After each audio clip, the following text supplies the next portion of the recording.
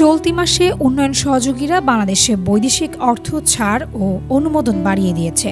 শুক্রবার 4 প্রকল্পে বাংলাদেশকে 130 কোটি মার্কিন ডলার ঋণ দিয়েছে এশীয় উন্নয়ন ব্যাংক এডিবি। প্রতি ডলার সমান 122 টাকা 22 পয়সা ধরে বাংলাদেশি মুদ্রায় ঋণের পরিমাণ 15,888 কোটি টাকা।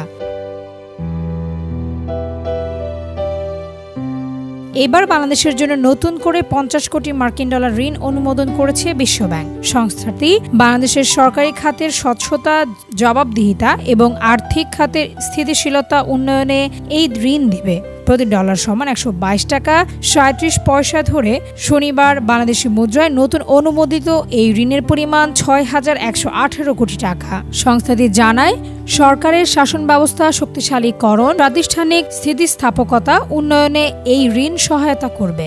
বাংলাদেশে নিযুক্ত বিশ্বব্যাংকের কান্ট্রি ডিরেক্টর গেইল মার্টিন বলেন, সরকার তার প্রতিষ্ঠানগুলোকে আরও উন্মুক্ত এবং জবাবদিহিতামূলক করার জন্য উচ্চবিলাসী পদক্ষেপ নিচ্ছে, যেন তারা জনগণকে আরও ভালো সেবা দিতে পারে।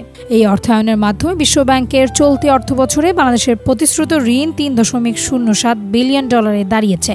বিশ্বব্যাংক বাংলাদেশকে সহায়তাকারী অন্যতম উন্নয়ন সহযোগী। স্বাধীনতার পর থেকে বাংলাদেশকে 46 বিলিয়ন ডলারেরও বেশি অনুদান, সুদমুক্ত এবং ছাড়মূলক ঋণ দেওয়ার প্রতিশ্রুতি দিয়েছে সংস্থাটি।